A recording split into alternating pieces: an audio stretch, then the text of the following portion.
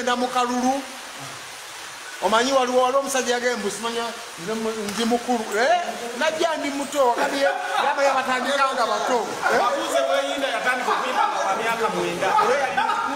Bweyinda atandika okuyimba nga wa myaka 9 yali mukulu wano fresh kid yatandise okuyimba nga wa myaka 7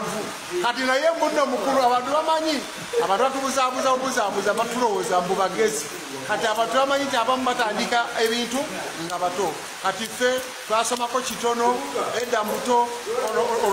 olwava mu senior 4 najja Misinde at 17 years kati myaka kumpi 29 so mu bufunze nga tuli mu ndongo kakati mbufunze mbabuuzizaako basebo ne bannyabo mbagaliza obulamu obulungi mukama abankumire kampandike oluyimba lwa president yalwenjo yantumye a new Uganda ngenda kuwandiika kati manifesto saawa eno Uganda empya egenda mu Luswayiri bakyogera batya Lubwama mamanyi Oluswayiri Lubwama mamanyi Oluswayiri kane fe mu Luzungu tugamba how a new Uganda is gonna look like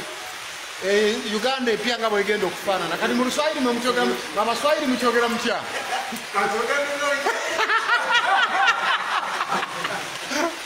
Solo lutalo lw'ababiri abo simanyi oba lunaggwa Walukaga ne Sseggona naye Sseggona nno yabitandika ayogedde bingi mwalabya akatambi ennaku lweggulo ng'agamba nti abafuusi nga bazuukuka n'abagamba nti mbu balisanga batya nga Walukaga ya MOP era n'abategeeza mbu Walukaga muzeeyi nnyo kujje kakati Walukaga naye avuddeyo kubanga ayanukula omukulu Sseggona nze ndiwo kubanga mbe batuusaako ate munnange why not tumanye ebitambula ebigenda mu maaso era tubadde tukyali ku nsonga eyo ey'abafu bansi bambi balizuukuka batya oba kakati bazuukuka batya ne basanga Walukaga nga MOP nono naye avuddeyo n'amwanukula omuteeketeeke kikwasa ensonyi nti abasajja bano tebakirowoozanga nako yadde nti bugenda tuuka ekiseera nga tebali babaka ba paalamenti b'ebitundu ebyo byebakiikirira ti omukulu ono asobola okubeerayo ekisanja ekisooka n'abeerayo ekyokubiri n'abeerayo ekyokusatu gy'emyaka 15 naye nga takirowoozangako muli nti yeetaagayo Sseggona omulala nga ye nti ye agenda kuvaawo naye aleseewo Sseggona omulala tebakirowoozanga nako. These are the same people kakati obuweereza babufudde mirimu. Fena tukimanyi bulungi kyovolaba olwaleero mubaka wa paalamenti the list qualification gye bagenda okukusaba bbaluwa ya HSC ya senior 6 bandi baddenga batugamba nti munnaye okubeera omubaka wa paalamenti okuqualifying okunominating n'okuvuganya olina okuba nga holdinga bachelor's degree olina okuba nga holdinga masters olina okuba nga holdinga degree oba diploma so si kuzunga na bbaluwa yo ya mukaaga mwerabidde ekintu kimu mwe ba Sseggona type mwe ba elites nti population esinga okubalonda ye ya informal sector eyo gye muyisaamu amaaso gye muzalawa. Olero Mathias Walukaga is an artist kitegeeza someone ali creative asobola okubeera awo na formulating oba n'ateekateeka ekintu ekiyinza okuyamba omuntu wa wansi. Statements ze mukola nga mugezaako okukkakkanya abantu abalala be muvuganya nako wakati tulwayo tutunulira Mathias Walukaga mu Nabitone. Kati bwokera kumatya n'okkakkanya Mathias Walukaga olwo bannabitone bonna abagwa mu kkowe lya Mathias Walukaga bo si balonzi bo era tobeetaaga bo baleseewa. Nze munneewuunyisa mwogera statements ezifaananako bwe zityo mu bantu ate abaleve eyo gye mukkakkanya kubanga otunulira audience mwabadde oyogerera such statements nti population namba yabadde esingawo be bantu abagwa mu kkolo mu tuluba erya Sam Mathias Walukaga. Mwe you people twawule emirimu n'obuweereza ezo ofiisi tebazi batungiramu olwaliro paalamenti gye mututinkiza lead of government business prime minister ye Robinah Nabbanja parliament gye muli mukakasa bannansi nti basindikeyo abantu abayivu abategeevu nga mmwe bannamateeka naye akulira emirimu gya gavumenti mu parliament prime minister ye Robinah Nabbanja. Ekyo nga temukinnyonnyola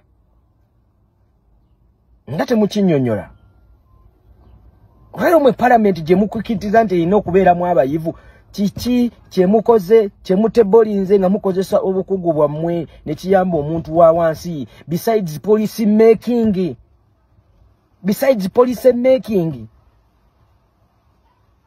and law amendments bills kize mukoze ze mutebolinze ziyambye omuntu wa wansi era nga mweba elites bills ki ezizze nga ziri against omuntu wa wansi ne muzirwanyisa ne muzikuba ku ttaka ne zitayitawo mwengaba elites. Lwaki mwagala okusiga ekifaananyi nti obubaka bwa parliament bukoma ku policy making what of service delivery personal service delivery nti nga mmwe ababaka muyambye mutya abantu ba wansi naddala mu informal sectors besides policy making kubanga tukizudde nti policy making okusinziira ku system nga bwetambula tewali biiru n'emu egenda kujja ng'eyamba muntu wa wansi eyite okusinziira nga parliament weefaanana. Naye personal level mwenga mwe musobodde mutya okusitula okuyamba abantu naddala bano abali wansi mu informal sector. Kati wano Honorable Ssegirinnya Muhammad gwe muzalawa we yabakubira era we yabasingira kyova olaba ensi yamwagala. Olwayo mwe mwebuuze lwaki ba artist bannabitone bettaniddwa okuyingira parliament abantu baagala bayingire parliament baweereze. Mwene mukyaswikingidde eri simanyi njuba singa akomawo essaawa zino Samson Kisekka singa akomawo essaawa zino.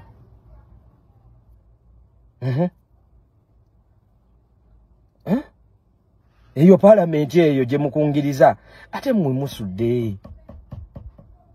Kyekimu kye nagamba Ssemujjunganda statements ze yafuluma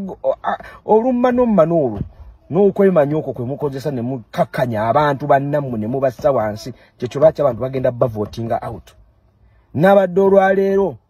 akyakulina mwaka gamba naye Sseggona munnange ayinza okwawa ati naye Ssemujju munnange ayinza okwawa kakati ajja kuvotinga omuntu gw'okakkanyiza wansi asobole okukakasa nti gwe tokyalina makulu tokyalina kyotugamba. Awo we tuli basajja bakulu mukkirize temugenda kera kumakya mugambi General Museveni atumaamiddeko nga mmwe muli mu office mubukutte mulaga mmwe mwekka abasobola okuweereza mu office obwo tewaliwo bantu balala bali capable okuweereza mu office. That's all stupid and nonsense. Era Abannayuganda kye mulina okukola kuvotinga out obusajja nga buno obufulumezi w'office lwampaka bugende mu faamu zaabwo bulime bulunde bugende buwoze. Iyo tuvudde ate tubagamba nti munange Uganda oseka okaaba oyinza okulowooza nti byakusaaga. Baba abawagizi ba NRM bo bagamba nti bawagira lwa ssente naye balinze ssente ne zibula. In fact bagambye nti tulinze ssente tetulabako yadde naye mbu n'emmere nayo ne bagibamu mambo wakiri bandi bawadde ku mmere ne balya ne bagendera awo. Mazima tukuwagidde ssente tulinze kukosi banga tezija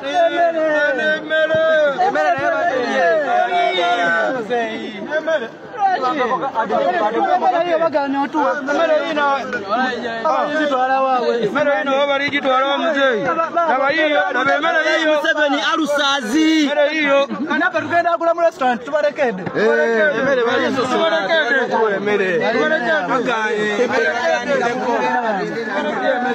Sanga wane Uganda ffe tubaho kubanga tubikutuusaako naye munnange waliwo amawulire ate agatali malungi agava emityana kubanga ngalabye gabuutikidde emitimbagano nja kubanga mbatuusaako mu maaso awo mpolampola naye nga bagamba nti Joyce baagala mbu yandidda mu palamenti yadde nga talina kaadi kubanga bagamba mbu gwe baawadde kaadi omwana yagambye nti akusiba ssente waleeta n'ebiwandiiko certificate eya senior 6 kubanga mbu yabadde ku interview naye mbu bye yabadde ayogera bannange si bigambo byange naye weewaawo kansooke nkutwaleyo tuwulire. Bannayuganda saagala kweyingiza nnyo mu byabufuzi kubanga tebalina kye bali naye Bannayuganda ntaddewo akakadde kamu kalamba cash okusinziira ku interview Nabbosa ono Mukisa Proscovia Nabbosa gye yakoze ku Baba TV etambula bwajjayo ebbaluwa ya senior 6 nga yagiyita nga ina 2 principal passes nga ne GP point ya GP lawe nga yagijjayo ye senior 6 nga kajogedde kinene nabbosa bwaleta ebbaluwa nga yayita senior 4 n'agiyita bulungi ntaddewo akakadde k'ensimbi akukonka gabye cash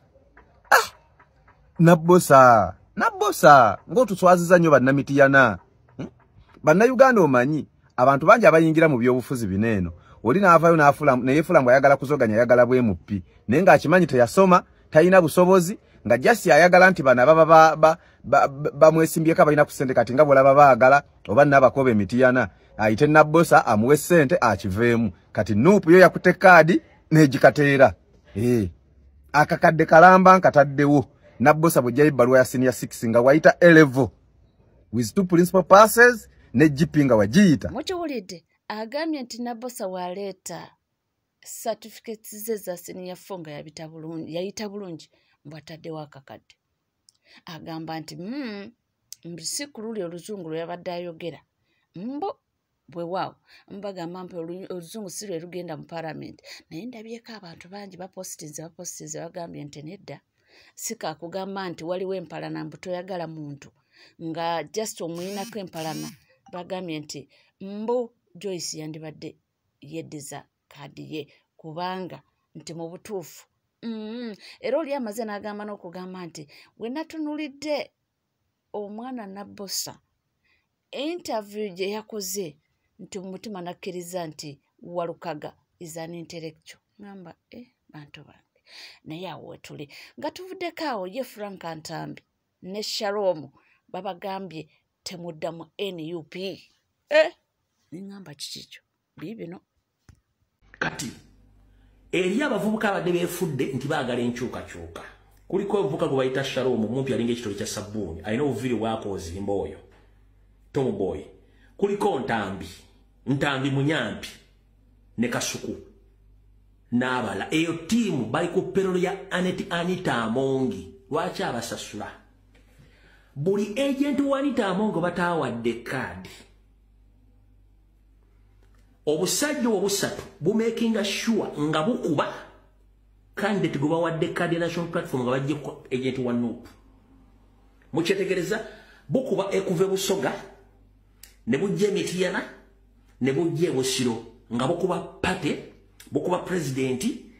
bukubiramu ne ba candidate nga bu defending nga bali ba agent bani Tamonge ekyo mukitegedde bulungi nnyo mukitegedde bulungi nnyo eyo timu y'abantu basatu kuliko Kasuku kuliko oyo vubuka gwe bayita oyo Tombo ywe bagambye Sharomo yalina enviiri ezimulinga pasipalamu oyo mumpi alinga ekitole kya sabbuuni kuliko oyo vubuka yeyita Ntambi be bantu basatu bali ku perole ya Anita Amongi ng'omulimu gwabwe gwakuba buli candidate eyawereddwa kaadi ya national platform nga baginnye eppeesa lya Anita Amongi n'erya Mpuuga gwe mulimu gwabwe era bakubiramu ne presidenti mugende buli obutabi batandise okukola nga alina kibagamba dda kati ekyo si ekikulu kyekirwa Mr. President n'akakiiko atwala ekibiina kya national platform tetwetaaga bantu bagwagwa mu kibi tetwetaaga abantu bagwagwa tubadde tukola amawulire gaffe nga tebalina kibatuyamba so ekibaleeta ku kitebe baagalayo masannyalaze mawulire tetwetaaga ensonga zetuba tuzize kulyako emyaka gyonna nga tebaliiwo era tetubeetaaga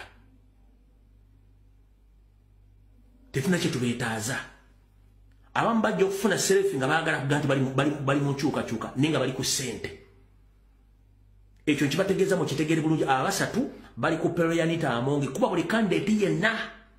ngenda kusaba gwe candidate wa national platform yenna we yawereddwa kaadi mwewale mainstream media za NRM omuli BBS omuli CBS omuli Natasha Broadcasting Service omuli Spark TV okuli Bukedde ne New Vision muzeewale abe bumuna agende mu munamanya bakusettinga ekibuuzo to embarrass you nga gwe tomanyi ekyo nkibage mu kyegenzi muli mu setup nenga bategeza avuka bali ku perolo kuba bakandidate ba national platform boda bewadde kaadi nga ba state agent babamye kaadi kyekye kibasasuze sawa zino tebalina mirimu tosobola kunga nti wawerera omwana n'afuna degree nga yo mulimu gwe YouTuber what is your occupation bwa YouTuber bonna basatu bombi basatu bonna balina degree obabuuza omulimu gwe bakola microphone, recording, upload on YouTube je milimo gyabwe. Ne babuuze ani abamme emirimu obutabana mirimu.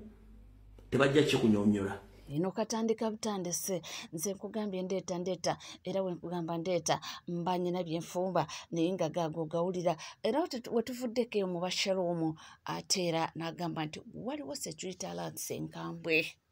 netugamba zitukwe ffe tuli okubanga tutambuza bubaka security alert ey'okubiri enkulu ennyo akabinja ke kamu nga bwe nkasomye Mr. President nga bakolagana kati n'adumira police n'adumira balakisi ye Masaka eno yenteekateeka gye balina bagamba okulya n'obutanyagwa Kyagulanyi walinyira ekigere Masaka ayinza obutadda we magere mumpulirize bulungi nnyo akabinja ke kamu balina enteekateeka etta Robert Kyagulanyi Ssentamu eke Bobi Wine olunaku lwanagenda okukuba campaign e Masaka bateeseteese ebibinja by'abavubuka aba ghetto structures saako n'ebibinja bimanyi bulungi nnyo ebizibye emisango bye baateeka mu kkomerewo ennaku 2 ne bamaana babita temwebuuza lwaki omuntu yakola omusango gwa mada ayine bamuta mu nnaku 2 kubanga alina mission gye balina okukola ne yali mukama we mu kusookera ddala gwe yeeyungako mu temwategeera mwenna lwaki baamuta mukozesa obwongo mwe temwategeera lwaki baata criminal high criminal ne bamutako mu murder case temwategeera kati yeyo mission kati wulira bulungi Mr. President Robert Kyagulanyi Ssentamu ekibinja kyenjogeddeko wali waggulu sebo nga kikolagana amagye ne police ne ssemula bana pieces balina enteekateeka ekkuba amasasi e Masaka okuttirayo bagenda kikola batya nga muli mu campaign e Masaka wa muli mu campaign trail etambula okuyingira Masaka mujjukira akabinja nga president agenda mu bitundu by'e Nakaseke owaava abavubuka abali mu t-shirt za NRM bakasuka amanya ne gakuba abaana baffe mu trail gy'embeera gye bagenda okukola bagenda sindika abayaaye baabwe batinkula olutalo ku campaign trail ya president then mukavuvuŋŋana mbu poliisi ekuba amasasi kuveeko essasi eri kuba Kyagulanyi mujje mu budde poliisi yeewandiike nti essasi lyamukubye mu butanwa si kye kyabadde ekigendererwa kya poliisi badde bagezaako nnyo kutaawula lutalo lwagudde wakati w'abawagizi ba Robert Kyagulanyi Ssentamu n'abantu b'omu Masaka naye nga nabo bagenda kuba bambadde engoye za national platform mpuliriza bulungi Oza bibyo mubiwulidde security alert ebadde mu Masaka nti nga bateekateeka okugendayo campaign nga babeere alert oba mujjukira campaign za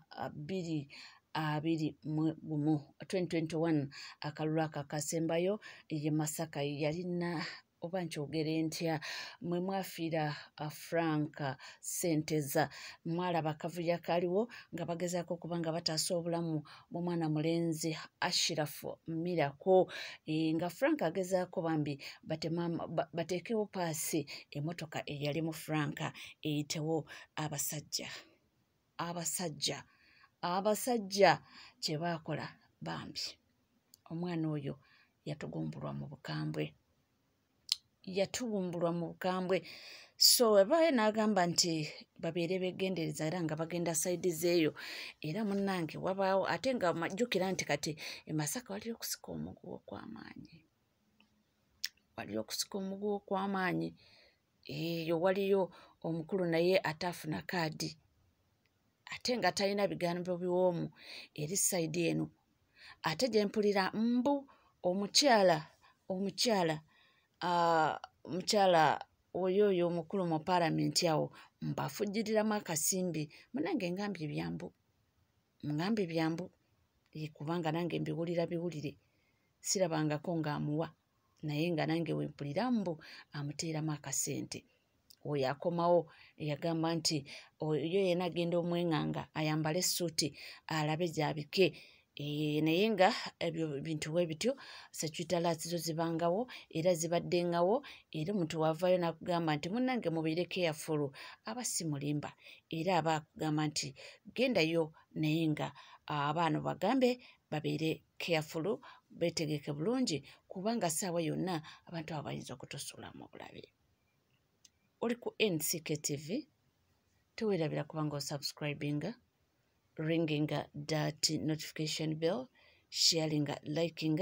ebisigadde byonna butereva mawulire nja kubanga ngakuwa era nja kubanga ngakutuusaako wona woli wona wosinzidde. Tuula butuuzi kalira nywera buli kimu kyetaaga okuba nga omanya tukiina waneno sigala naffe tova.